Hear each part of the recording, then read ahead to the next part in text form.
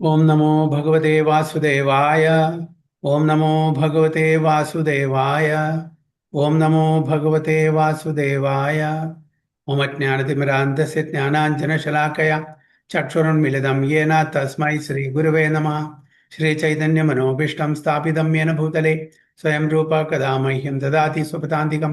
वन्देऽहं श्रीगुरुं श्रीयुतपदकमलं श्रीगुरुं वैष्णवांश्च श्रीरूपं साग्रजातं सहगणरघुनाथान्वितं तं सजीवं साद्वैतं सावधूतं परिजनसहितं कृष्णचैतन्यदेवं श्रीराधाकृष्णपादान् सहगणललिता श्रीविशाखान्वितंश्च हे कृष्णा करुणा सिन्धु दीनबन्धो जगत्पते गोपेश गोपिकान्त राधाकान्त नमोस्तुते तप्त काञ्चन गौराङ्गी राधे वृन्दावनेश्वरी क्षभानुसुते देवी प्रणमामि हरिप्रिये वाञ्छाकल्पतरुभ्यश्च कृपा सिन्धुभ्येव च पतितानां पावनेभ्यो वैष्णवेभ्यो नमो नमः। ओं विष्णुपादाय कृष्णपृष्ठाय भूतले श्रीमते भक्तिवेदान्त स्वामिने नामिने नमस्ते सारस्वते देवे गौरवाणि प्रचारिणे निर्विशेष शून्यवादी पाश्चात्य देशधारिणे जय श्री कृष्ण चैतन्य प्रभु नित्यानंद श्री अद्वैत गदाधर शिवासादि गौर भक्तवृंद हरे कृष्ण कृष्ण कृष्ण हरे हरे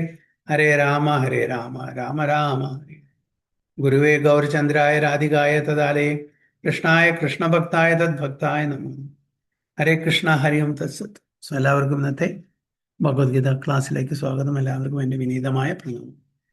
അടുത്ത ക്ലാസ്സിലേക്ക് നമുക്ക് ബൈഹാർട്ട് ചെയ്യാനുള്ള ശ്ലോകമാണ് 4-7. യഥാ യഥാ ഹി ധർമ്മസ്യ ഗ്ലാനിർഭവതി ഭാരത അഭ്യുത്ഥാനമധർമ്മസ്യ തദാത്മാനം സൃജാമ്യഹം. യഥാ യഥാ ഹി ധർമ്മസ്യ ഗ്ലാനിർഭവതി ഭാരത अभ्युत्थानमधर्मस्य तदात्मानं सृजाम्यहम्. कि मंगला माता जी. हरे कृष्ण।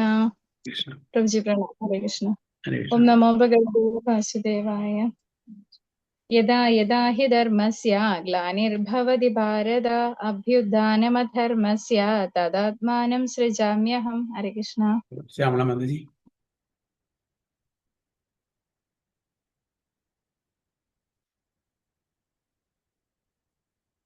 हरे कृष्ण। ओम नमो भगवते वासुदेवाय।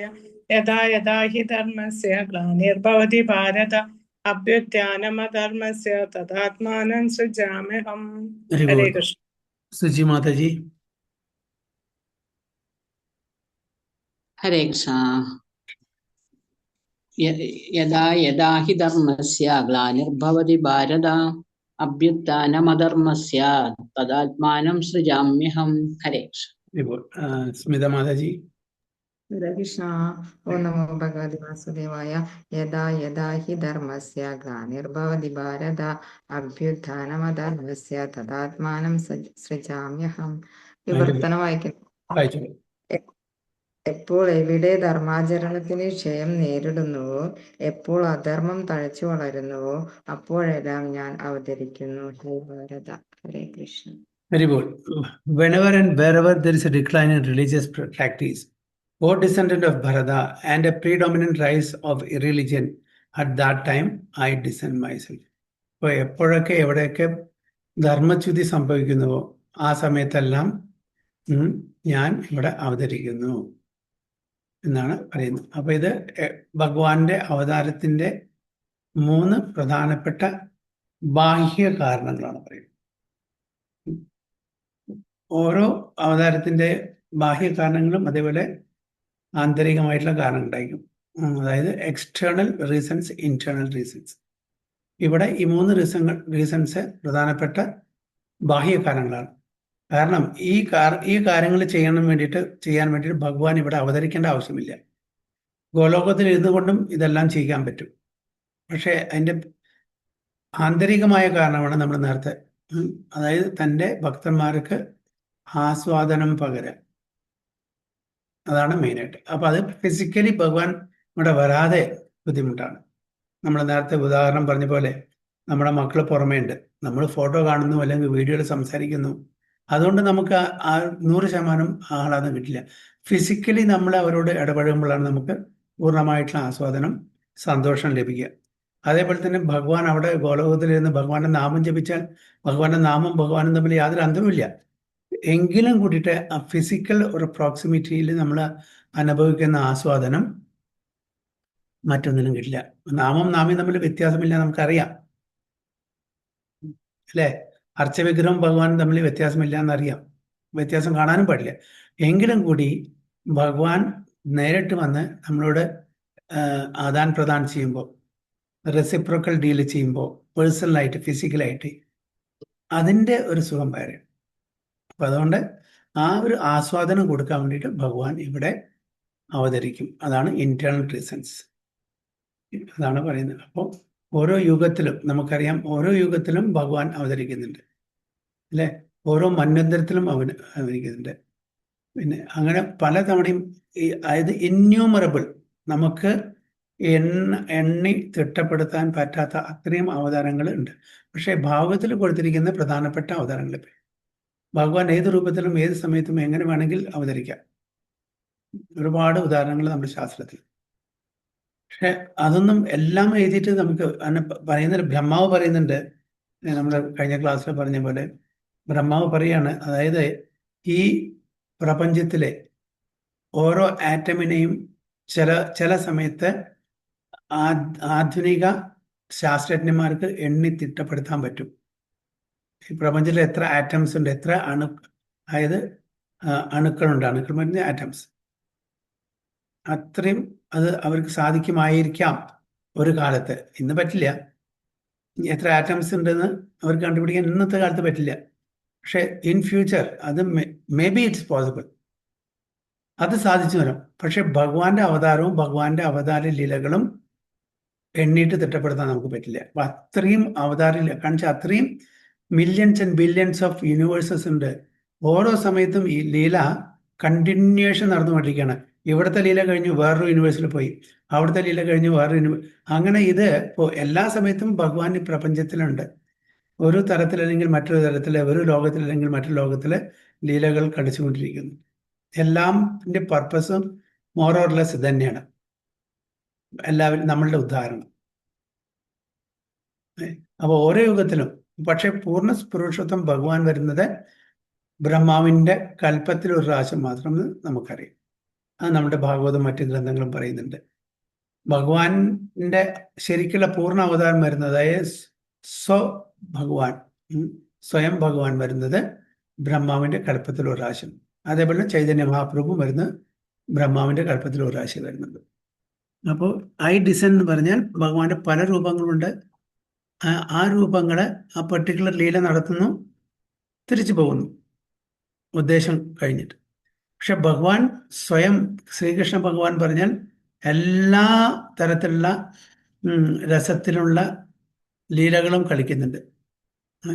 ശാന്തരസം, സഖ്യരസം, വാത്സല്യരസം, ദാസ്യരസം, മാധുരസം, എല്ലാ രസത്തിലുള്ള ആ ലീലകളും അതിൻ്റെതായിട്ടുള്ള ഭക്തന്മാരോട് കളിക്കുന്നു. പൂർണ്ണമായിട്ടുള്ള 100% മെലോസ് രസങ്ങൾ ഇവിടെ പ്രദർശിപ്പിക്കുന്നുണ്ട്. ബാക്കിയുള്ള ഓരോ അവതാരങ്ങളും ഇങ്ങനെ പൂർണ്ണമായിട്ട് അല്ലെ, ഈവൻ വിഷ്ണു അല്ലെങ്കിൽ നാരായണ, അവർക്കെല്ലാം ഭഗവാന്റെ രൂപഗോസ്വാമി നമ്മുടെ ഡയറക്ടർ ഓഫ് ഡിവോഷൻ പറയുന്നുണ്ട് 64 ക്വാളിറ്റീസ്, അതിൽ 64 ക്വാളിറ്റീസും ഉള്ളത് ശ്രീകൃഷ്ണ ഭഗവാൻ മാത്രമേ ഉള്ളൂ. വിഷ്ണുവിനോ നാരായണനോ 60 ക്വാളിറ്റിയേ ഉള്ളൂ. 55 ക്വാളിറ്റീസ് ശിവഭഗവാനുള്ളൂ. 50 ക്വാളിറ്റീസാണ് ബ്രഹ്മാവിനുള്ളൂ.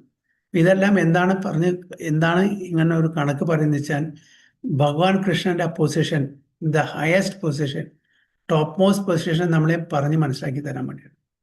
അതാണ് കൃഷ്ണൻ വ്യത്യാസമില്ലെങ്കിലും കൂടിയിട്ട് ഈ 4 ഗുണങ്ങൾ കൃഷ്ണൻ്റെ അധികമുണ്ട്. അത് വിഷ്ണു അല്ലെങ്കിൽ നാരായണൻ പ്രദർശിപ്പിക്കില്ല. അവരില്ലായിരുന്നിട്ടല്ല, അവർ പ്രദർശിപ്പിക്കില്ല. എങ്ങനെ നരസിംഹദേവ ഭഗവാൻ വന്ന് ഒരു പെർട്ടിക്കുലർ ലീല മാത്രം കളിച്ചു, അതിൻ്റെ അർത്ഥം നരസിംഹദേവ ഭഗവാന് മറ്റുള്ള ആ ഒരു പൊട്ടൻസി അല്ലെങ്കിൽ ഐശ്വര്യം അല്ലെങ്കിൽ ഓപ്പുലൻസ് ഇല്ല എന്നല്ല. എല്ലാ രൂപങ്ങളിലും ഭഗവാന്റെ ഫുൾ പൊട്ടൻസി ഉണ്ട്. അത് പ്രദർശിപ്പിക്കില്ല എന്ന് മാത്രം, മാനിഫെസ്റ്റ് ചെയ്യുന്നില്ല എന്ന് മാത്രം. അത് ഭഗവാൻ കൃഷ്ണനിലായി. അപ്പോൾ ഈ 4 വ്യത്യസ്തമായിട്ടുള്ള മറ്റ് അവതാരങ്ങളിൽ ഇല്ലാത്ത 4 പ്രധാനപ്പെട്ട ആ ഒരു ക്വാളിറ്റീസ് എന്താണ്? വേണുമാധുര്യം, ഉം, രൂപമാധുര്യം, ഉം, ലീലാമാധുര്യം, ഉം. പിന്നെ കൂട്ടിണ്ടല്ലോ പ്രേമമാധുര്യം. പ്രേമമാധുര്യം, യെസ്. ഈ 4 ശ്രീകൃഷ്ണ ഭഗവാന്റെ ആ രൂപത്തിൽ മാത്രമേ ഉള്ളൂ. അതിന് മാത്രമേ അതുകൊണ്ടാണ് കൃഷ്ണൻ പൂർണ്ണ പുരുഷോത്തം ഭഗവാൻ എന്ന് പറയുന്നത്. അപ്പോൾ ഇതാണ്. അപ്പോൾ പ്രധാനപ്പെട്ട മെറ്റീരിയലി അല്ലെങ്കിൽ ബാഹ്യരൂപത്തിൽ നമ്മൾ നോക്കുകയാണെങ്കിൽ നമ്മളെ ഉദ്ധരിക്കാൻ വേണ്ടിയിട്ടാണ് ഭഗവാൻ ഇവിടെ വരുന്നത്. അതാണ് മെയിനായിട്ട്. നമ്മളെല്ലാം ബദ്ധാത്മാക്കളാണ്. അപ്പോൾ ബദ്ധാത്മാക്കളായ നമ്മളെ ഉദ്ധരിക്കാൻ വേണ്ടിയിട്ട് അതായത് നമ്മുടെ ഒറിജിനൽ ധാമിലേക്ക്, ഒറിജിനൽ വീട്ടിലേക്ക് വിളിച്ചു കൊണ്ടുപോകാൻ വേണ്ടിയിട്ട് ഭഗവാൻ പല ലീലകളും കഴിച്ച് പല ആചാര്യന്മാരും മുഖേന നമുക്ക് പല പാഠങ്ങളും പഠിപ്പിച്ചു തന്ന് നമ്മളെ ഉദ്ധരിച്ച് ഗോലോകത്തിലേക്ക് അല്ലെങ്കിൽ വൈകുണ്ഠത്തിലേക്ക് കൊണ്ടുപോകാനുള്ള ഒരു പരിശ്രമമാണ് നടന്നത്. ഭഗവാൻ പരിശ്രമിച്ചാൽ നടക്കാത്ത വല്ല കാര്യമുണ്ടോ? നടക്കും. പിന്നെ എന്തുകൊണ്ടാണ് ഇപ്പോഴും നമ്മൾ ഭൗതിക ലോകത്ത് എത്രയോ ജീവജാലങ്ങള് ഇപ്പോഴും ഭൗതിക ലോകത്ത് ക്ലേശങ്ങൾ അനുഭവിച്ച് ജീവിക്കുന്നു. അപ്പൊ ഭഗവാൻ ശരിക്കും നമ്മളെ പരിശ്രമിക്കാൻ കർമ്മം. ഭഗവാൻ ഞങ്ങൾ ഭഗവാൻ മടുത്തു. ഭഗവാൻ വിളിച്ച് മടുത്തു. എന്നിട്ട് നമ്മൾ ഇവിടുന്ന് പോകാൻ തയ്യാറല്ല. കാരണം ഭഗവാൻ നമ്മളുടെ സ്വാതന്ത്ര്യത്തിൽ ഇടപെടുന്നില്ല. അതാണ്. നമ്മൾക്ക് എല്ലാവർക്കും ഒരു സഡൻ പെർസെൻറ്റേജ്, വളരെ മൈന്യൂട്ടായിട്ടുള്ള കുറച്ച് സ്വാതന്ത്ര്യം നമുക്ക് അനുവദിച്ചതിന് അതിൽ മാത്രം ഭഗവാൻ ഇടപെടില്ല. അപ്പോൾ എന്ന് നമുക്ക് സ്വന്തമായിട്ട് ഒരു അഭിപ്രായം, സ്വന്തമായിട്ടൊരു തീരുമാനം, ഇത് മതി, നമ്മൾ ഭഗവദ്ധാമിൽ പോകണം, ഭഗവാന്റെ ഇച്ഛയും അതാണ്, നമുക്ക് നല്ലതും അതാണ് എന്ന് എപ്പോൾ സ്വയം മനസ്സിലാക്കുന്നു അന്ന് മാത്രമാണ് നമ്മളെ അഹൈത്വക്ക് അപ്രതിഹതമായിട്ടുള്ള ആ ഒരു ഡിവോഷൻ സർവീസ്, ഭക്തിയുത സേവനം ചെയ്തിട്ട് അവിടേക്ക് പോകുള്ളൂ. അപ്പൊ അതുവരെ ഭഗവാൻ കാത്തിരിക്കുകയാണ്. ദൂരത്താ എന്താ പറയാ, നോക്കെത്താ ദൂരത്ത് കണ്ണു നട്ട് അല്ലേ? ഭഗവാൻ നമ്മളെ കാത്തിരിക്കുകയാണ്. നമ്മളത് മറന്നിരിക്കുന്നു. അതാണ് ഭഗവാൻ നമുക്ക് തന്നിരിക്കുന്ന ആ ചെറിയ സ്വാതന്ത്ര്യത്തിൽ ഭഗവാൻ കൈ കടത്താത്തത് കൊണ്ടത് നമ്മളിപ്പോഴും ഇവിടെ. അല്ലെങ്കിൽ ഭഗവാൻ വിചാരിച്ചാൽ നിമിഷം കൊണ്ട് എല്ലാം കംപ്ലീറ്റ് കാലിയാക്കാൻ പറ്റും. ഈ ഹരേ കൃഷ്ണ. അവിടെ നമ്മളെപ്പോഴും ഒരു 100-ല് ഇത്രയും കുറവില് എന്താ അത് പറയണ 60 എന്നൊക്കെ പറയുമ്പോ അപ്പൊ ഒരു 90 വെച്ചിട്ട് പറഞ്ഞൂടെ? 90-ല് അങ്ങനെ വെച്ചിട്ട് അല്ല, അത് പെർസെൻറ്റേജിൽ പറയുന്നുണ്ട്. 100% ഭഗവാന്, പിന്നെ 88%, 78% അതും പറയുന്നുണ്ട്, പെർസെൻറ്റേജിലും പറയുന്നുണ്ട്. അത് പെർസെൻറ്റേജ്, മാതാജി പറഞ്ഞ പെർസെൻറ്റേജ്, ശതമാനം. ഇത് നമ്പർ ഓഫ് ക്വാളിറ്റീസ് ആണ്. 64 ക്വാളിറ്റീസ് ആണ് ഭഗവാൻ പൂർണ്ണമായിട്ടുള്ളത്. മറ്റേത് 60, 55, പിന്നെ 50. മറ്റേത് മാതാജി പറഞ്ഞ പെർസെൻറ്റേജ്, ശതമാനം. 100-ല് 100ഉം ഭഗവാനുണ്ട്. അപ്പൊ ഈ 100 പറഞ്ഞ 64 ക്വാളിറ്റീസ് ആണ് 100%. മറ്റേത് പിന്നെ 88 പിന്നെ 78 അങ്ങനെയൊക്കെയാണ് അതിന്റെ വേരിയിങ് ഡിഗ്രീസിൽ. അതാണ് ശതമാനം. ഭാഗവതത്തില് പറയുന്നുണ്ടല്ലേ 1-ാമത്തെ സ്കന്ധത്തില്. അതെ, 100%, 92%, 88%, 78% അങ്ങനെയൊക്കെയാണ് അതിന്റെ. അത് നോക്കിയാൽ അറിയാം എത്ര പെർസെന്റ് ആണ്. അപ്പൊ 64 ക്വാളിറ്റീസ് 100% ആണെങ്കിൽ 60 ക്വാളിറ്റീസ് എത്ര ശതമാനം, അത് നമ്മൾ കണക്കാക്കിയെടുക്കണം. അതേപോലെ 55, 50. അപ്പൊ ശതമാനത്തിലാണ്. അത് ശതമാനം, ഇത് നമ്പർ ഓഫ് ക്വാളിറ്റീസ് ആണ്. അതാണ് വ്യത്യാസം. ഓക്കെ മാജി? ഓക്കെ. ഇതാണ് ശ്ലോകം. അടുത്ത ആഴ്ചക്ക് അതിപ്പോൾ ഇത് പഠിക്കേണ്ട ആവശ്യമില്ല, എല്ലാവർക്കും അറിയുന്നതാണ് അല്ലേ? ഓക്കെ. ഇനി അടുത്തത് നമ്മുടെ റെഗുലർ നമ്പർ 6 ആണോ 7 ആണോ? 6-ല് 31. 6-ല് 31. ഓക്കെ.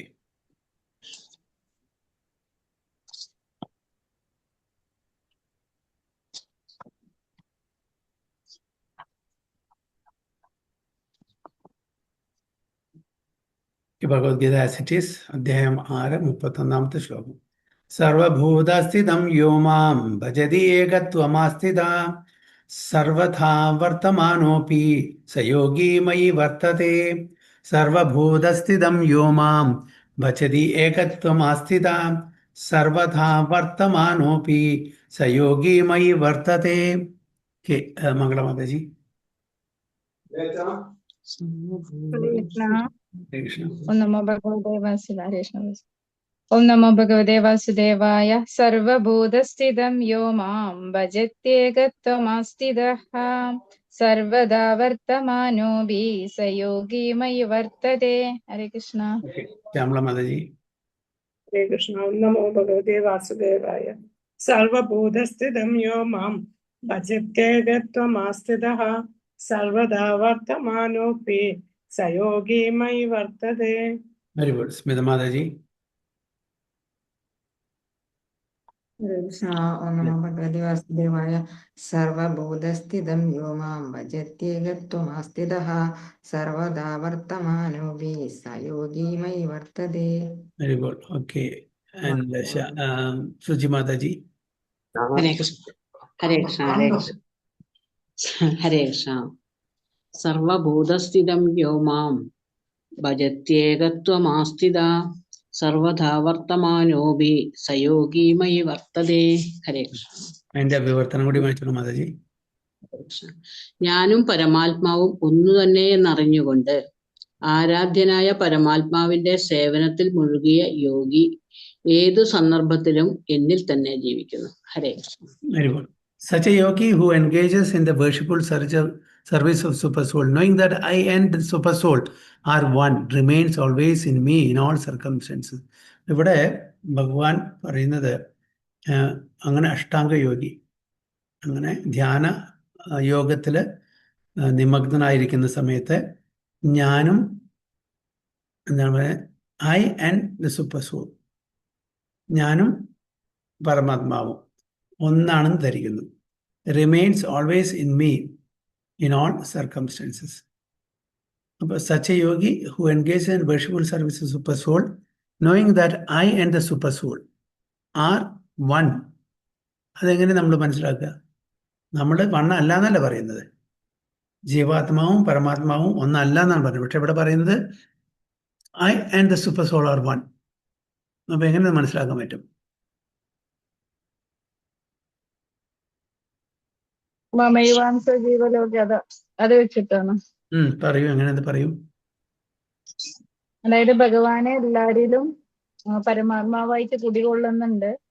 അപ്പോ ഓരോ വ്യക്തിയെയും കാണുമ്പോ ഭഗവാനെ, അതായത് അതിലും ഭഗവാനെ ദർശിക്കുന്നുണ്ടല്ലോ. അങ്ങനെ ദർശിക്കുന്ന ആൾക്കാരല്ലേ സമപണ്ഡിത എന്ന് പറയുന്നത്. അല്ല, ഹരേ കൃഷ്ണ. ഇതില് പരമാത്മാ എന്ന് പറയണത് പരമാത്മ രൂപത്തിലും ഭഗവാൻ ഇരിക്കുന്നത് അതാണോ? ഇതിന്റെ മലയാളം ഒന്ന് വായിക്കൂ, ട്രാൻസ്ലേഷൻ ഒന്നുകൂടി വായിക്കട്ടെ. ഞാനും പരമാത്മാവും ഒന്നു തന്നെ എന്ന് അറിഞ്ഞുകൊണ്ട് ഞാനും പരമാത്മാവും ഒന്നു തന്നെ എന്ന് അറിഞ്ഞുകൊണ്ട് ആരാധ്യനായ പരമാത്മാവിന്റെ സേവനത്തിൽ മുഴുകിയ യോഗി ഏതു സന്ദർഭത്തിലും എന്നിൽ തന്നെ ജീവിക്കുന്നു. എന്നിൽ തന്നെ ജീവിക്കുന്നു എന്നാണ് പ്രഭുജി. അതായത് ഭഗവാന് സേവനം ചെയ്ത് എന്നിൽ തന്നെ ജീവിക്കുന്നു. അപ്പൊ ഭഗവാന്റെ ചിന്തയിലായിരിക്കും ജീവിക്കുന്നുണ്ടാവും അല്ലെ? നോക്കാം, ഇതിന്റെ ട്രാൻസ്ലേഷൻ പർപ്പോട്ട് നോക്കാം, കുറച്ചും കൂടി ക്ലാരിറ്റി കിട്ടും. A yogi who is practicing meditation on the super soul sees within himself the plenary portion of Krishna as Vishnu. ഇപ്പോൾ ആ പരമാത്മാവിനെ തൻ്റെ ഹൃദയത്തിൽ കാണുന്നു. ആരെ? ഒരു യോഗി. വിത്തിൻ ഹിംസെൽഫ് എന്താ കാണുന്നത്? ഭഗവാന്റെ പ്ലനറി പോർഷൻ്റെ ഓഫ് കൃഷ്ണ, അത് വിഷ്ണുവായിട്ട്, വിഷ്ണു രൂപത്തിൽ, വൃഷ്ണിഗർഭ രൂപത്തിൽ, അല്ലെങ്കിൽ നാരായണ രൂപത്തിൽ, ഇതെല്ലാം സെയിം ആണ്. അപ്പോൾ ഹിംസെൽഫ് ദ പ്ലനറി എന്താ പ്ലനറി പോർഷൻ എന്ന് പറഞ്ഞാൽ അറിയാം? എന്താ ചെയ്തിരിക്കുന്നത്? മലയാളത്തിൻ്റെ വാക്ക് അർത്ഥം എന്താ? ആ പ്ലനറി പോർഷൻ ഒന്ന് വായിക്കും.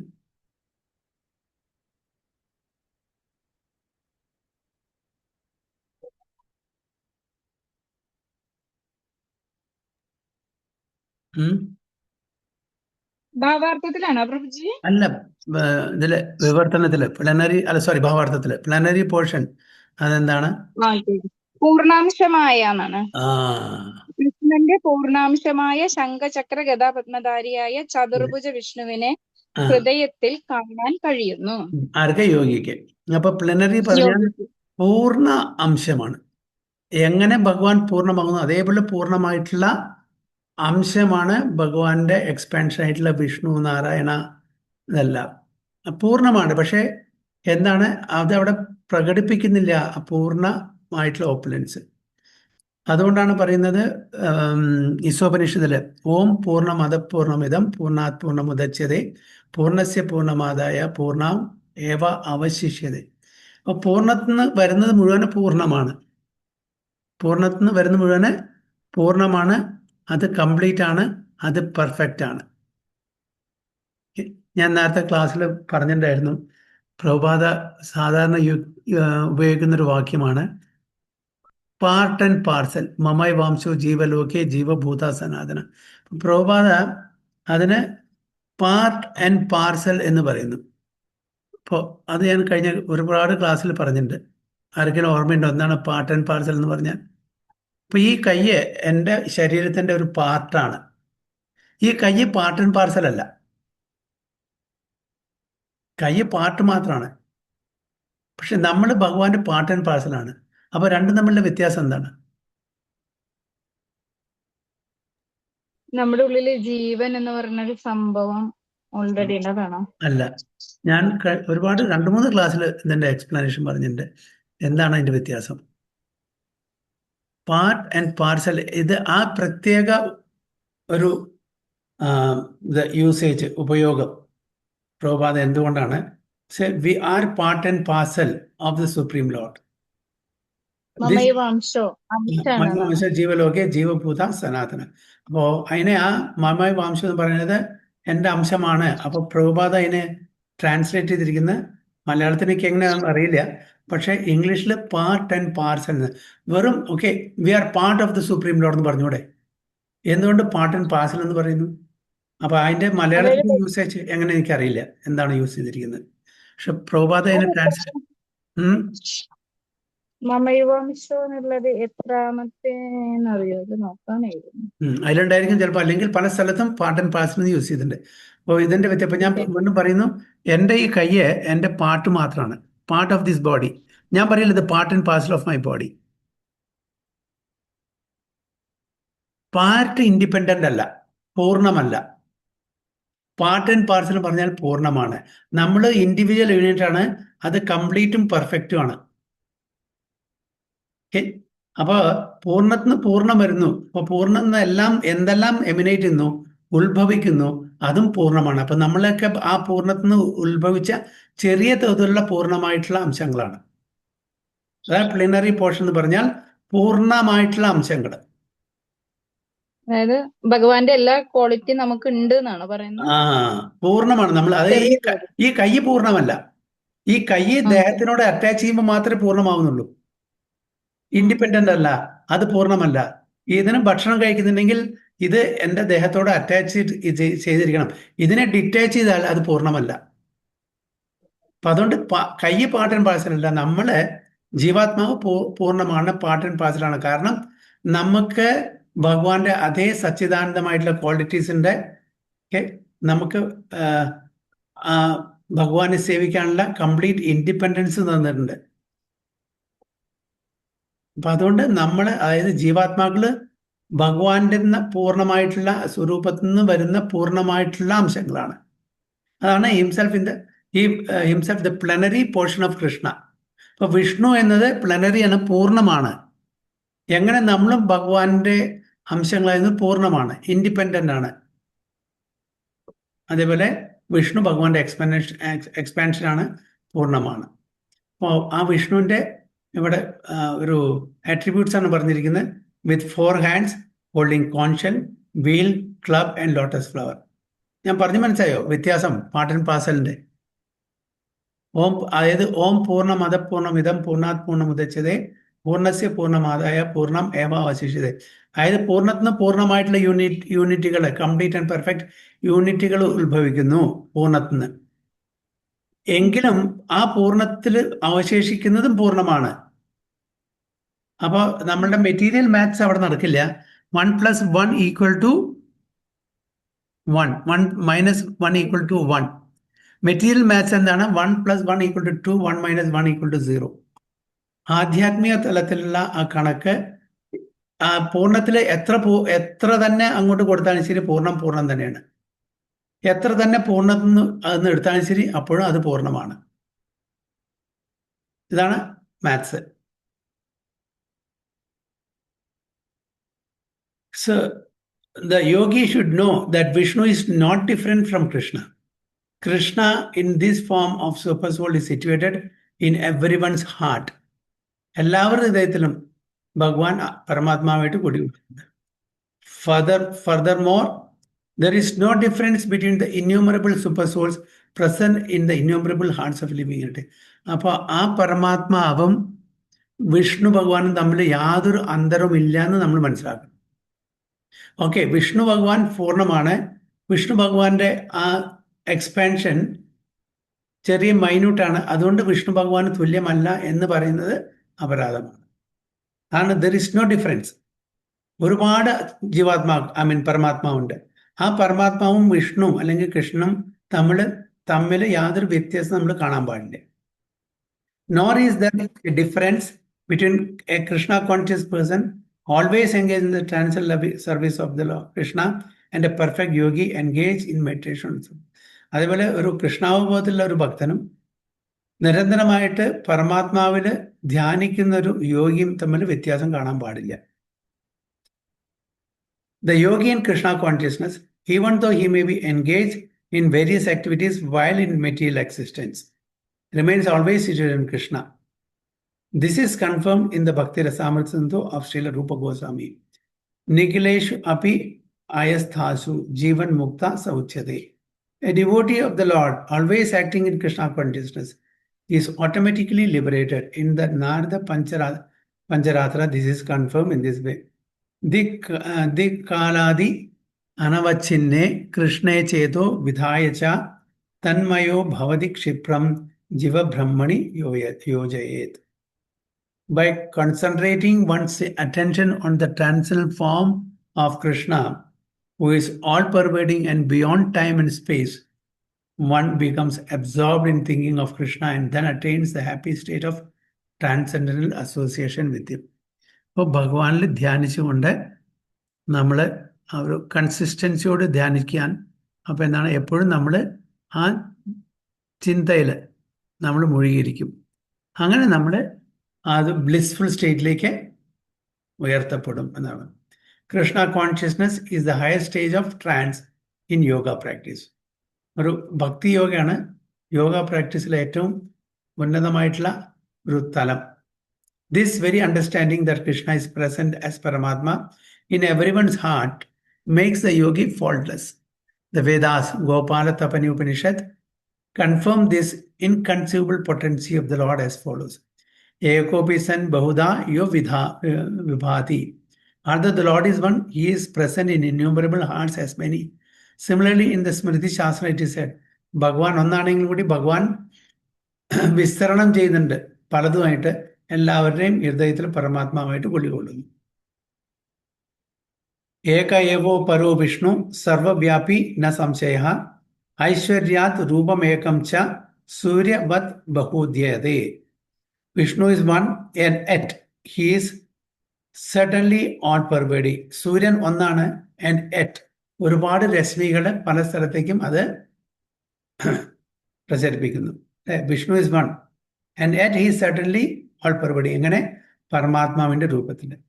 By his inconceivable potency, in spite of his one form, he is present everywhere as the sun appears in many places at once. ഉദാഹരണം ഇവിടെ സൂര്യഭഗവാനെ കൊടുത്തിരിക്കുന്നത്. ഭഗവാൻ ഒന്നാണെങ്കിലും അദ്ദേഹത്തിൻ്റെ അതീന്ദ്രിയമായിട്ടുള്ള ശക്തി കൊണ്ട് എല്ലാ കണങ്ങളിലും എല്ലാ ജീവാത്മാവിലും ഹൃദയത്തിലെ ഭഗവാന്റെ സാന്നിധ്യം പരമാത്മാവിൻ്റെ രൂപത്തിൽ ഉണ്ട്.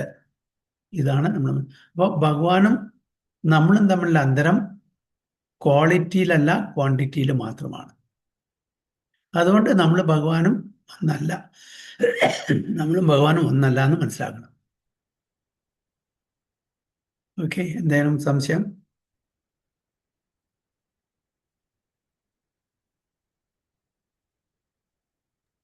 ഇത് ഭക്തിയോഗികളെ കുറിച്ചിട്ടല്ലേ പ്രഭുജി പറയുന്ന ഈ ശ്ലോകം? ഇപ്പൊ ധ്യാനയോഗത്തെ പറ്റിയാണ് പറയുന്നത്. പക്ഷെ ആ ധ്യാനയോഗ ഭഗവാനിലേക്ക് പൂർണ്ണമായിട്ട് സമർപ്പണം ചെയ്യുമ്പോൾ ആ ധ്യാനയോഗ ഭക്തിയോഗയായിട്ട് മാറും.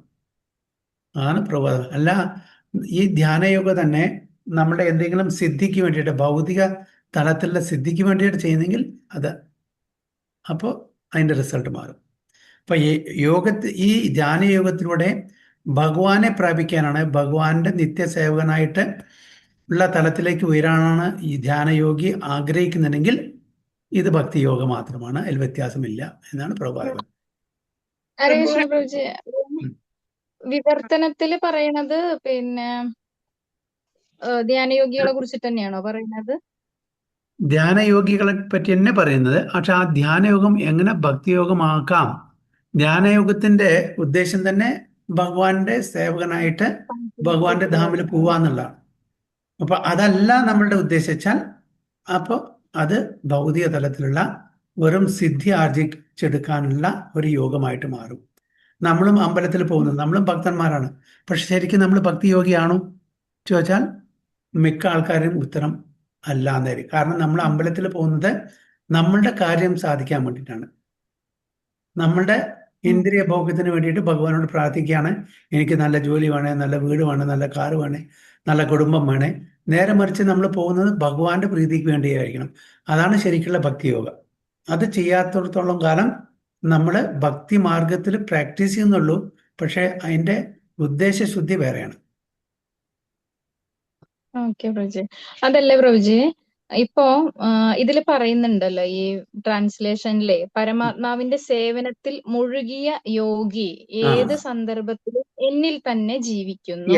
ആ പരമാത്മാവും വിഷ്ണു പൂർണ്ണ പുരുഷോത്തം ഭഗവാൻ തമ്മിൽ യാതൊരു അന്തരവുമില്ല. അപ്പൊ ആ പരമാത്മാവിന്റെ സേവനത്തിന് ഏതൊരു വ്യക്തി മുഴുകിയിരിക്കുന്നോ അത് ഭക്തിയോഗ തന്നെയാണ്. വ്യത്യാസമില്ല, അതിൽ വ്യത്യാസമില്ല. പക്ഷെ അതായിരിക്കണം ഉദ്ദേശം. അല്ലാണ്ട് ഭൗതിക സിദ്ധി കിട്ടാനുള്ള നമ്മളുടെ ഉദ്ദേശം എന്തായിരിക്കണം? ഭഗവാനെ സേവിക്കുക, ഭഗവാനിൽ മുഴുകിയിരിക്കുക.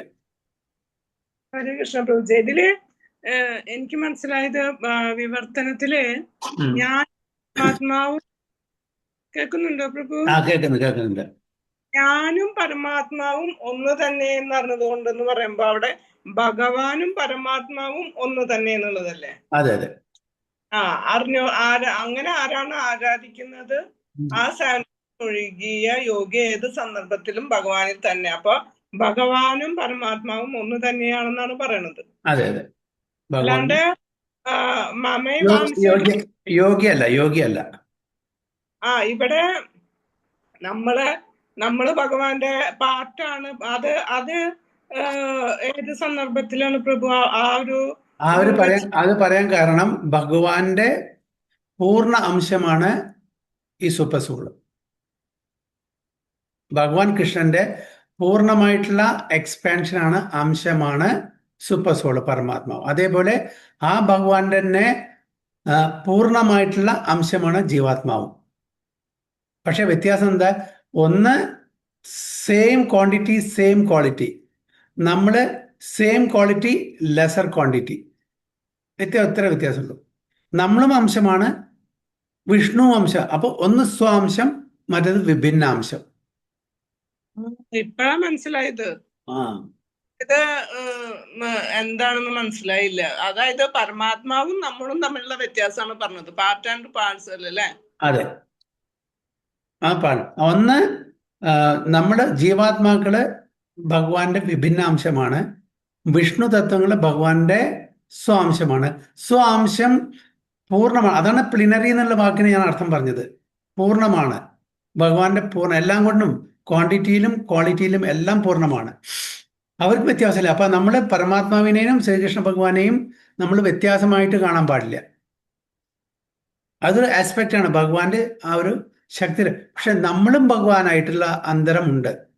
നമ്മൾ ക്വാളിറ്റിയിലുണ്ടെങ്കിലും ക്വാണ്ടിറ്റിയിൽ നമുക്ക് ഭഗവാനെ കമ്പയർ ചെയ്യാൻ പറ്റില്ല. സെയിം ക്വാളിറ്റി, സച്ചിദാനന്ദമാണ് ഭഗവാൻ, നമ്മളും സച്ചിദാനന്ദമാണ്. പക്ഷേ ക്വാണ്ടിറ്റിയിലോ നമ്മൾ അണുവാണ്, ഭഗവാൻ വിഭുവാണ്. നമ്മൾ ഒരു തുള്ളി വെള്ളമാണ്, ഭഗവാൻ സാഗരമാണ്.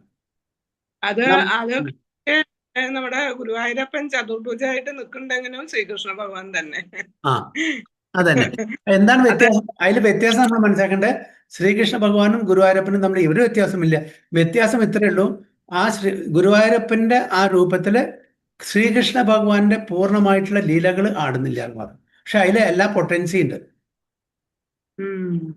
ഇത്രയേ ഉള്ളൂ.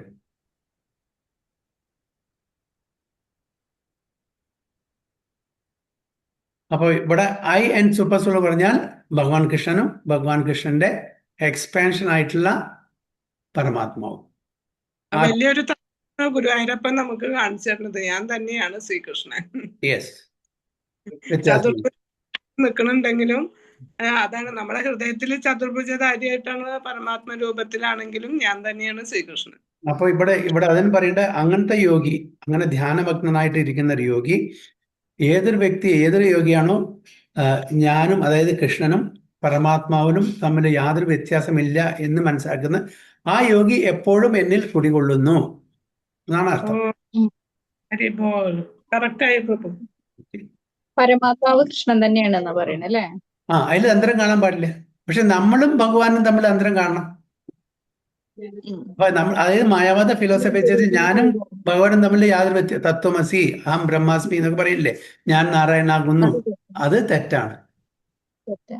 അത് നമ്മള് ജീവാത്മാക്കളായതുകൊണ്ടല്ലേ തെറ്റെന്ന് പറയുന്നത്? അതെ, കാരണം നമ്മള് പാർട്ട് ആൻഡ് പാർസലാണ്. പക്ഷെ ഭഗവാന്റെ എല്ലാ ക്വാണ്ടിറ്റീസും ഫുൾ 100% ക്വാണ്ടിറ്റിയിൽ നമ്മളില്ല, ക്വാളിറ്റിയിൽ നമുക്ക് സെയിം ആണ്. അചിന്ത്യ ഭേദ അഭേദ തത്വം നമുക്ക് ചൈതന്യ മഹാപ്രഭു പറഞ്ഞത്. അചിന്ത്യ, അതായത് ഇൻകൺസീവബിൾ, നമുക്ക് നമ്മുടെ യുക്തിയോ ബുദ്ധിയോ ഉപയോഗിച്ചിട്ട് മനസ്സിലാക്കാൻ അപ്പുറമായിട്ടുള്ള ഒരു കാര്യമാണ്. ഭേദമാണ്, അഭേദമാണ്. ഭേദം എന്തിലാണ്? ക്വാണ്ടിറ്റിയിൽ ഭേദമുണ്ട്, ക്വാളിറ്റിയിൽ യാതൊരു ഭേദമില്ല. അല്ല പ്രഭുജി, പരമാത്മാവില് ക്വാണ്ടിറ്റിയിലും സെയിം തന്നെയാണ് വരുന്നത്? അതെ, അത് വ്യത്യാസം കാണാൻ പാടില്ല. അതുകൊണ്ടാണ് പ്ലിനറി, അത് പൂർണ്ണമാണത്. ക്വാളിറ്റിയിലും ക്വാണ്ടിറ്റിയിലും പൂർണ്ണമാണ്. നമ്മൾ ക്വാളിറ്റിയിൽ സെയിം ആണ്, ക്വാണ്ടിറ്റിയിൽ നമ്മൾ വളരെ വളരെ മൈന്യൂട്ടാണ്. അതാണ് ഒരു drop of water and the ocean ഒരു കമ്പാരിസൺ. പിന്നെ പ്രഭുജി ഇതില് വേറൊരു രഹസ്യം കൂടി നമുക്ക് കിട്ടുകയാണ്. പരമാത്മ രൂപത്തില് അപ്പുറം കടക്കാത്തവർക്ക് ഒരു തെളിവാണിത് അല്ലേ? അതെ, അവർക്ക് സേവനം നഷ്ടപ്പെടുന്നു. അല്ല, അവർക്ക് ആ ഒരു കൺസെപ്റ്റ് പരമാത്മ മാത്രമായിട്ട് നിൽക്കണവരുണ്ടല്ലോ, അതിനപ്പുറം ഞാൻ എന്നൊരു സ്വരൂപത്തിനും കൂടെ ഇതിലേക്ക് കാണിച്ചു തരുന്നുണ്ട്. അതായത് ഞാനും പരമാത്മാവെന്നും പറയുമ്പോ അവിടെ ശ്രീകൃഷ്ണ ഭഗവാൻ എന്നുള്ള ഒരു വ്യക്തി അവിടെ കാണുന്നുണ്ടല്ലോ അല്ലെ? അപ്പൊ വേറെ എങ്ങോട്ടും പോണ്ട, എല്ലാ രഹസ്യവും ഭഗവത്ഗീതയിലുണ്ട്. ഹരേ കൃഷ്ണ. നല്ല പോയിന്റായി വന്നു പ്രഭു. ഇത് എന്താ ചെയ്യല്ലേ, യോഗികള് അതുവരെ എത്തണല്ലോ എന്നല്ലേ പറയണു? ഹരേ കൃഷ്ണ. നമ്മളിങ്ങനെ ഇങ്ങനെ ചർച്ച ചെയ്യുമ്പോഴാണ് പ്രഭുവിന്റെ സഹായം കൂടി ആവുമ്പോ കറക്റ്റ് അത് കിട്ടുന്നത്. നമ്മൾ ഈ ജസ്റ്റ് വായിച്ചു പോയാൽ പറ്റില്ല. ചില ഓരോ വാക്കും എടുത്തിട്ട് നമ്മൾ അതിനെ കൂടുതൽ വിശകലനം ചെയ്യുമ്പോഴാണ് നമുക്ക് കൂടുതൽ മനസ്സിലാക്കാൻ പറ്റൂ.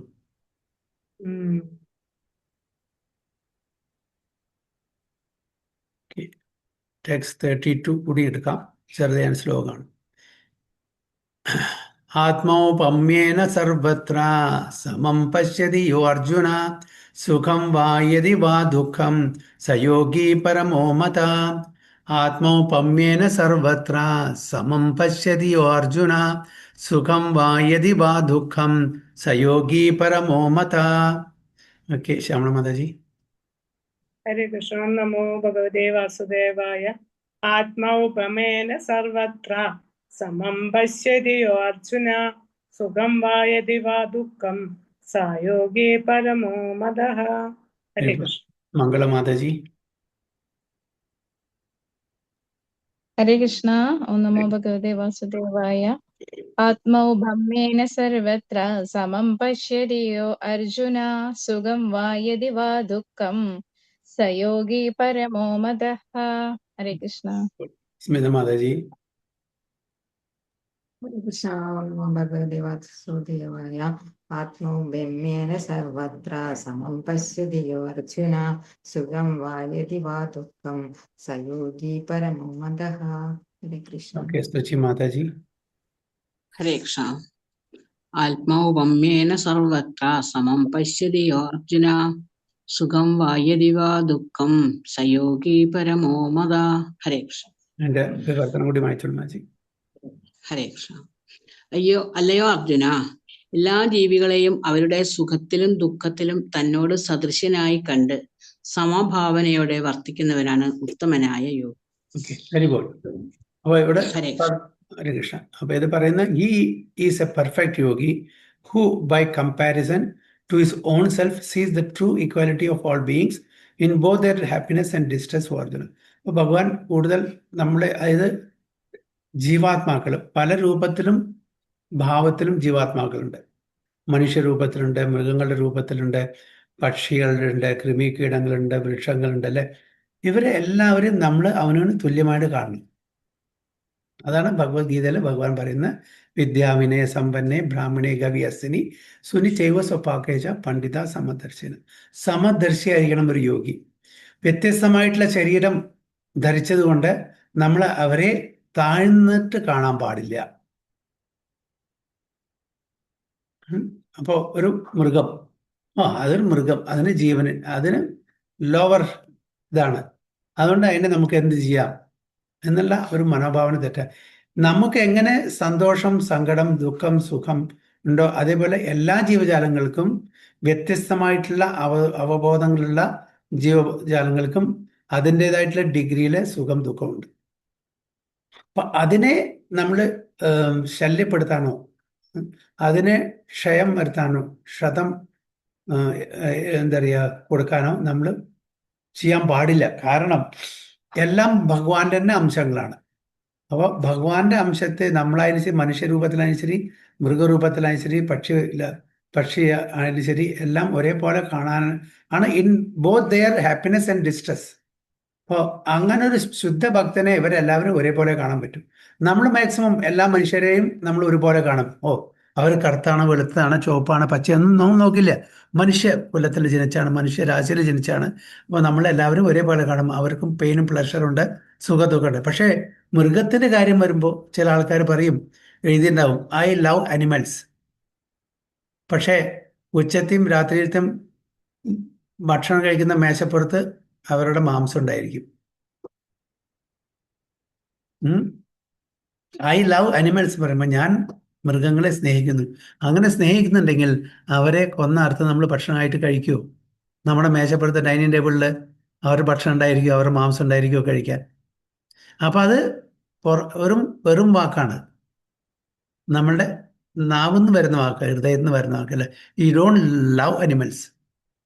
പല മൃഗസ്നേഹികളും പറയുന്ന വാക്കുകളാണ് അല്ലെ, ഐ ലവ് അനിമൽസ്, ഞാൻ മൃഗങ്ങളെ സ്നേഹിക്കുന്നു. പക്ഷെ അങ്ങനെയാണെങ്കിൽ എങ്ങനെയാണ് അവർക്ക് ഈ മനസ്സ് വരുന്നത്? ആ മൃഗങ്ങളെ ഒന്ന് അത് ബിരിയാണി ആക്കിയിട്ട് നമ്മളുടെ ഡൈനിങ് ടേബിളിൽ കൊണ്ടു വയ്ക്കാൻ. അപ്പോൾ ഒരുപോലെ കാണുന്നുണ്ടോ? ഇല്ല. അപ്പം അവരുടെ ദുഃഖം അവരുടെ സുഖം, നമ്മളുടെ ദുഃഖം നമ്മളുടെ സുഖം, ഇത് ഒരേപോലെ കാണുന്നുണ്ടെങ്കിൽ ഒരു പണ്ഡിതന് മാത്രമേ സാധിക്കുള്ളൂ. പണ്ഡിതന് മാത്രമേ സാധിക്കുള്ളൂ. അതാണ് പണ്ഡിത സമദർശിന എന്ന് പറയുന്നത്. അപ്പോൾ ഈ തലത്തിലേക്ക് നമ്മൾ വളരണം. എല്ലാ ജീവജാലങ്ങളെയും, എല്ലാവർക്കും പെയിനും പ്ലഷറുണ്ട്, എല്ലാവരും സെന്റിയൻ ബീയിങ് ആണ്, കോൺഷ്യസ് ബീയിങ് ആണെന്ന് ആ കാര്യങ്ങൾ നമ്മൾ മനസ്സിലാക്കിയിട്ട് വേണം അവരോട്. ഞാൻ നേരത്തെ ക്ലാസ്സിൽ പറഞ്ഞ പോലെ ഈക്വൽ ട്രീറ്റ്മെന്റ് അല്ല, സ്യൂട്ടബിൾ ട്രീറ്റ്മെന്റ് ചെയ്യണം. എന്താണ് ഈക്വൽ ആൻഡ് സ്യൂട്ടബിൾ ട്രീറ്റ്മെന്റ് വ്യത്യാസം? എല്ലാവരെയും ഈക്വലായിട്ട് നമുക്ക് ട്രീറ്റ് ചെയ്യാൻ പറ്റില്ല, കാണണം, ഈക്വലായിട്ട് കാണണം. ട്രീറ്റ് ചെയ്യുമ്പോൾ ഈക്വൽ ആയിരിക്കില്ല, സ്യൂട്ടബിൾ ട്രീറ്റ്മെന്റ് ആണ്. എന്താണ് അതിന്റെ ചെറിയൊരു വ്യത്യാസം ഞാൻ പറഞ്ഞു തന്നത് മുമ്പേ? സിംഹത്തിന്റെ തോന്നുന്നുണ്ട് പ്രഭു. എന്താണ്? അതായത് ഇപ്പൊ ഫോർ എക്സാമ്പിൾ സിംഹം ഒരു ജീവാത്മാവാണ്, നമ്മളും ജീവാത്മാവാണ്. അപ്പൊ നമ്മൾ എല്ലാവരും ഒരേപോലെ കാണുന്നു ഭഗവത്ഗീത പറയുന്നു, ഭഗവാൻ പറയുന്നു.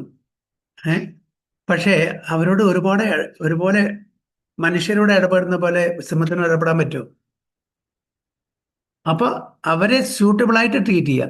അപ്പൊ അവരെ ഡിസ്റ്റൻസിൽ കീപ്പ് ചെയ്യുക. കാരണം അവരുടെ കോൺഷ്യസ്നെസ്സും നമ്മളുടെ കോൺഷ്യസ്നെസ്സും വ്യത്യാസമുണ്ട്. അവർക്ക് ഒരൊറ്റ ഒന്നേ അറിയുള്ളൂ, എന്താണ്?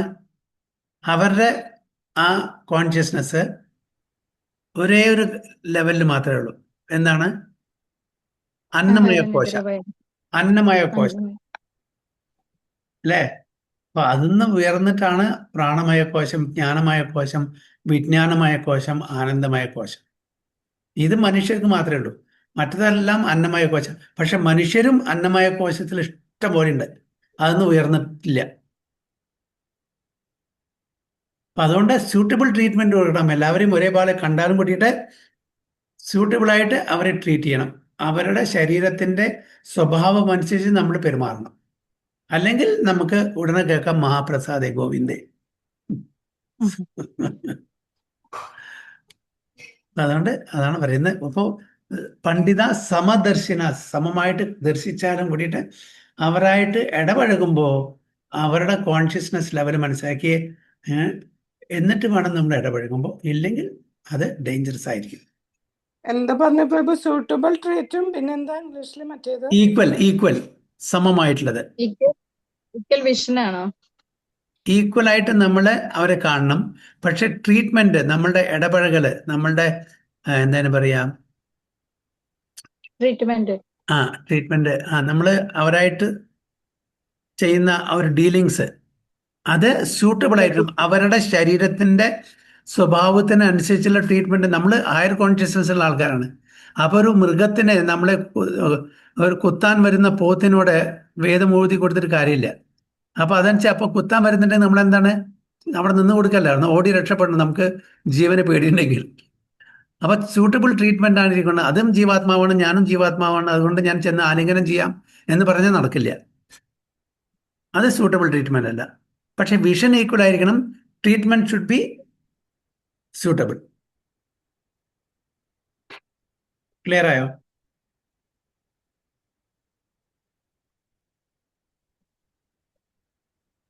അതല്ല പ്രഭുജി, അതിന് സമദർശനം എന്നാണോ പറഞ്ഞത്? പണ്ഡിത സമദർശിന, ഈക്വൽ ആയിട്ട്. Equal vision. അതായത് നമ്മൾ എല്ലാവരും ജീവാത്മാക്കളാ എന്ന് മനസ്സിലാക്കണം. അവർക്കും പ്ലഷറുണ്ട്, പെയിനും ഉണ്ട്. നമുക്കും പ്ലഷറും പെയിനും ഉണ്ട്. അപ്പൊ അതനുസരിച്ചിട്ട് അവരെ നമ്മൾ ഡിസ്റ്റർബ് ചെയ്യാൻ പാടില്ല. അവരുടെ ലൈഫ് സൈക്കിളിനെ നമ്മൾ ചെക്ക് ചെയ്യാൻ പാടില്ല. അതിനെ ഡിസ്റ്റർബ് ചെയ്യാൻ പാടില്ല. അങ്ങനെ ഡിസ്റ്റർബ് ചെയ്താൽ അവർക്ക് വീണ്ടും വീണ്ടും ജനിക്കേണ്ടി വരും. ഒരുപാട് ബുദ്ധിമുട്ടായിരിക്കും അവർക്ക് ആ ലേഡറിൽ കയറിയിട്ട് ഹ്യൂമൻ ഫോമിൽ എത്താൻ വേണ്ടിയിട്ട്. അത് നമ്മൾ സൂക്ഷിക്കണം. അപ്പോൾ so one who is Krishna conscious is a perfect yogi. He is aware of everyone's happiness and distress by dint of his own personal experience. അപ്പൊ നമ്മളെ ഒരു സൂചി എടുത്ത് കുത്തി നമുക്ക് പെയിൻ ഉണ്ടാവോ? ഒരു മൃഗത്തിനെ സൂചി എടുത്ത് കുത്തി അതിന് പെയിൻ ഉണ്ടാവോ? അതേപോലെ തന്നെ അപ്പൊ നമ്മളെങ്ങനെ മറ്റുള്ളവർക്ക് വേദന കൊടുക്കും? എനിക്കുണ്ട്, അപ്പൊ മൃഗത്തിന് ഇല്ല എന്ന് പറയാൻ പറ്റുമോ? അപ്പോൾ അവർക്ക് അവരുടെ കോൺഷ്യസ്നെസ് ലെവല് താഴ്ന്നതാണെങ്കിലും അവർക്കും പെയിനും പ്ലഷേഴ്സ് ഉണ്ട്. അത് പ്രകാരം നമ്മൾ ഇടപഴകണം എന്നാണ് പറയുന്നത്. So the cause of the distress of A living entity is ഫോർഗെറ്റ്ഫുൾനെസ് of his relation with God. ഇതാണ് പ്രഭുപാദ ഇവിടെ പറയുന്ന പ്രധാനപ്പെട്ട കാരണം. എന്തുകൊണ്ടാണ് നമുക്ക് ക്ലേശങ്ങൾ അനുഭവിക്കേണ്ടി വരുന്നത്? നമ്മൾ ഭഗവാൻ തമ്മിലുള്ള ആ ബന്ധം നമ്മൾ മറന്നു. അതാണ് പ്രധാനപ്പെട്ട കാരണം, മൂലകാരണം അത് കേട്ടോ. നമ്മൾ ഈ ഭൗതിക ലോകത്തിൽ ക്ലേശങ്ങൾ അനുഭവിക്കുന്നത് നമ്മളും ഭഗവാനും തമ്മിലുള്ള ആ ബന്ധം മറന്ന് നമ്മള് ഭൗതികമായിട്ടുള്ള ഒരു ആവരണം, ഒരു ദേഹം ധരിച്ചത് കൊണ്ടാണ്. And the cause of happiness is knowing Krishna to be the supreme enjoyer of all the activities of the human being, the proprietor of all lands and planets, and the sincere friend of all living entities. ഏതാണ് ശ്ലോകം? ഏത് ശ്ലോകമാണ് ഇവിടെ ഉദ്ദേശിക്കുന്നത്? എന്താ പ്രഭുജി? ഇവിടെ ഈ സെന്റൻസിൽ പറയുന്നത് and the cause of happiness is knowing Krishna to be the supreme enjoyer of all the activities of the human being and proprietor of all lands and planets and the sincerest friend of all living entities. Bhoktaram yajna tapasam sarvaloka maheshwaram സുഹൃദം സർവഭൂതാനാം ജ്ഞാത്വാം മാം ശാന്തിരിച്ചതി. ഇത് ആരറിയുന്നു അവർക്ക് സന്തോഷം, എപ്പോഴും സന്തോഷം ഉണ്ടായിരിക്കും എന്നാണ് പറയുന്നത്.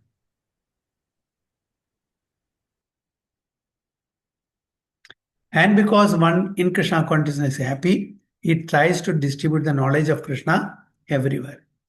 Since the perfect yogi tries to broadcast the importance of becoming Krishna conscious, he is the best philanthropist in the world. എന്താ philanthropist പറഞ്ഞാൽ ജീവകാരുണ്യ പ്രവർത്തകൻ. അപ്പൊ ഏതാണ് ഏറ്റവും നല്ലൊരു ഫിലന്ത്രോപ്പിസ്റ്റ്? ആരാണോ ഭഗവാന്റെ ഈ നിർദ്ദേശങ്ങൾ മറ്റുള്ളവർക്ക് പകർന്നു കൊടുക്കുന്നത്, അവരാണ് the best welfare philanthropist, best philanthropist. And he is the dearest servant of the lord. ഇത് 1869 ഭഗവാൻ സ്വയം പറയുന്നത്, നച്ച തസ്മാൻ മനുഷ്യേഷു കശ്ചിൻ മേ പ്രിയ കൃത്തമ. അതിനും വലിയൊരു പ്രിയതമൻ എനിക്കില്ല, അതായത് പ്രിയനായിട്ടുള്ള ഒരു ഭക്തൻ എനിക്കില്ല. അതായത് ആരാണോ ഈ നിർദ്ദേശങ്ങള്, ഈ സന്ദേശങ്ങള് മറ്റുള്ളവരൊക്കെ പറഞ്ഞു കൊടുക്കുന്നത്, അതിലും ഇതൊരു ഭക്തൻ, നല്ലൊരു പ്രിയപ്പെട്ട ഭക്തൻ എനിക്കില്ല എന്ന് ഭഗവത്ഗീതയില് 18:69 ഭഗവാൻ പറയുന്നു. In other words, a devotee of the Lord always looks to the welfare of all living entities, and in this way he is factually the friend of everyone. He is the best yogi because he does not desire perfection in yoga for his personal benefit, but tries for others also. അപ്പൊ ശരിക്കുള്ള യോഗി പറഞ്ഞാൽ അവനവന്റെ സ്വാർത്ഥ മനസ്ഥിതി കൊണ്ടുള്ള കാര്യങ്ങൾ മാത്രമല്ല ചെയ്യുക, മറ്റുള്ളവരുടെ ഉദ്ധാരണം കൂടിയും ശ്രമിക്കുന്ന ഒരു വ്യക്തിയാണ് ശരിക്കുള്ള യോഗി. സെൽഫിഷ് അല്ല, സെൽഫ്ലെസ് ആയിരിക്കും. അവനവന്റെ കാര്യത്തോടു കൂടി മറ്റുള്ളവർക്ക് കൂടിയും അവരുടെ ഉദ്ധാരണം കൂടി അവർ ആഗ്രഹിക്കുന്നു. He does not envy his fellow living in this. ഭൗതിക ലോകത്തില് ഞാൻ ആരോഗ്യം എന്നെക്കാട്ടിലും മീതെ ആരും ഉയരരുത്, ഞാൻ എൻവിയസ് ആണ്, ജലസാണ്. കാരണം എന്നെക്കാട്ടിലും ഒരാള് ഉയർന്നാൽ എനിക്ക് ഇഷ്ടപ്പെടുന്നില്ല, എൻ്റെ ഭാവം മാറും. ഉടനെ ആ ആളെ വിളിച്ച് താഴെ ഇടാൻ ഞാൻ ശ്രമിക്കും. പക്ഷേ നേരെ മറിച്ച് ശുദ്ധ ഭക്തന്മാരെന്താ ചെയ്യുക? അവര് മറ്റുള്ള ഭക്തന്മാരെ സഹായിക്കും, ആധ്യാത്മിക തലത്തിൽ വരാൻ വേണ്ടിയിട്ട്. അവർക്ക് അവിടെ ഒരു അസൂയയോ കുനിഷ്ടോ ഒന്നും ഉണ്ടായിരിക്കില്ല. അവരെപ്പോഴും അവരുടെ നല്ലതിന് വേണ്ടിയിട്ട് പ്രാർത്ഥിക്കും, അവരെ നല്ലതിന് വേണ്ടി സഹായിക്കും. ഇതാണ് ഭൗതികവും ആധ്യാത്മികവും തമ്മിലുള്ള വ്യത്യാസം. PhD എന്ന് പറഞ്ഞിട്ടുണ്ടായിരുന്നു. Pull him down or pull it down. So he is the best yogi because he does not desire perfection in yoga for his personal benefit. അപ്പൊ യോഗാഭ്യാസം കൊണ്ട് അവരെ സ്വന്തം ആ ഒരു പേഴ്സണൽ ബെനിഫിറ്റ് മാത്രമല്ല, അതേസമയം തന്നെ but tries for others also, മറ്റുള്ളവർക്ക് വേണ്ടി അവർ പ്രാർത്ഥിക്കുന്നു, സഹായിക്കുന്നു. he does not envy his fellow living entities. അത് ഏത് രൂപത്തിലായാലും ശരി, ഏത് ഭാവത്തിലായാലും ശരി, മൃഗമായാലും ശരി, പക്ഷികളായാലും ശരി, മത്സ്യങ്ങളായാലും ശരി, എന്തായാലും ശരി, എല്ലാവരെയും സഹായിക്കാൻ വേണ്ടി അവർ ശ്രമിക്കുന്നു. Here is a contrast between a pure devotee of the Lord and a yogi interested only in his personal elevation. അപ്പോൾ ഒരു ശുദ്ധ ഭക്തൻ ഇങ്ങനെ ഇരിക്കണം, യോഗിയും അങ്ങനെ ഇരിക്കണം. പക്ഷെ ആ യോഗി തൻ്റെ പേഴ്സണലായിട്ടുള്ള സ്വാർത്ഥമായിട്ടുള്ള താല്പര്യത്തിന് വേണ്ടിയിട്ട് യോഗാഭ്യാസം ചെയ്യുകയാണെങ്കിൽ അവര് യോഗിയല്ല. ഇതാണ് വ്യത്യാസം. The yogi who has withdrawn to a secluded place in order to meditate perfectly may not be as perfect as a devotee who is trying his best to turn every man toward Krishna. അപ്പോൾ കാട്ടിൽ പോയിട്ട് തൻ്റെ സ്വന്തം താല്പര്യത്തിന് വേണ്ടി യോഗാഭ്യാസം ചെയ്യുന്ന ഒരു യോഗിയും ഒരു ഭക്തൻ എല്ലാവരുടെയും ഇടയിൽ വന്ന് അവർക്ക് ഭഗവത്ഗീതയും ഭാഗവതയും മറ്റുള്ള സന്ദേശങ്ങളും കൊടുക്കുന്ന ഒരു ഭക്തനും തമ്മിലുള്ള വ്യത്യാസമുണ്ട്. ആ യോഗി കാട്ടിലേക്ക് പോകുന്നത് തൻ്റെ സ്വന്തം താല്പര്യം നിറവേറ്റാൻ വേണ്ടിയിട്ടാണ്, മറ്റുള്ളവരെ സഹായിക്കാൻ വേണ്ടിയിട്ടല്ല. അപ്പൊ അവരുടെ സെൽഫിഷ് നേച്ചറാണ്. ശരിക്കുള്ള യോഗി സൊസൈറ്റിയിൽ വന്ന് ജീവകാരുണ്യ പ്രവർത്തനങ്ങൾ ചെയ്യും. ജീവകാരുണ്യ പ്രവർത്തനം പറഞ്ഞാൽ വീടുണ്ടാക്കി കൊടുക്കുന്നതും ഭക്ഷണം കൊടുക്കുന്നതും ഹോസ്പിറ്റൽ എക്സ്പെൻസ് മീറ്റിംഗ് എന്നല്ല. ജീവകാരുണ്യ പ്രവർത്തനം അവരുടെ ജീവൻ എന്നേക്കുമായിട്ട് സ്വരൂപത്തിലേക്ക് എത്തിക്കുക എന്നുള്ളതാണ്. തിരിച്ച് ഇവിടെ വേറൊരു അമ്മയുടെ ഉദരത്തിൽ ജനിക്കാതിരിക്കാൻ സഹായിക്കുക. താൽക്കാലികമായിട്ടുള്ള വീടുണ്ടാക്കി കൊടുക്കുന്നതും ധനം കൊടുക്കുന്നതും മറ്റ് ശുശ്രൂഷ ചെയ്യുന്നതും ശരീരത്തിന് വേണ്ടിയിട്ട് അത് നല്ല കാര്യങ്ങളാണ്. പക്ഷെ അത് എറ്റേണൽ സർവീസ് അല്ല, അത് ടെമ്പററി സർവീസ് ആണെന്ന് മനസ്സിലാക്കുക. അപ്പോൾ ഒരു നല്ല യോഗി എന്ന് പറഞ്ഞാൽ സ്വയം പ്രാക്ടീസ് ചെയ്യുക മാത്രമല്ല, സ്വയം അനുഭവത്തോടെ മാത്രമല്ല മറ്റുള്ളവർക്കും കൂടി എത്തിച്ചു കൊടുക്കുക എന്നുള്ളതാണ് ഒരു നല്ല യോഗി. ആ ഒരു നല്ലൊരു യോഗിക്കാണ് നല്ലൊരു ഭക്തനാവാനും പറ്റുള്ളൂ. ഹരേ കൃഷ്ണ. സ്വവാഞ്ച കൽപ്പതരുഭ്യശ്ച കൃപാ സിന്ധുഭ്യവ ച പതിതാനാം പാവനേഭ്യോ വൈഷ്ണവേഭ്യോ. अनंत कोटि वैष्णव की जय, श्रील प्रभुपाद की जय, गुरु महाराज की जय, गो प्रेमानंदे हरि।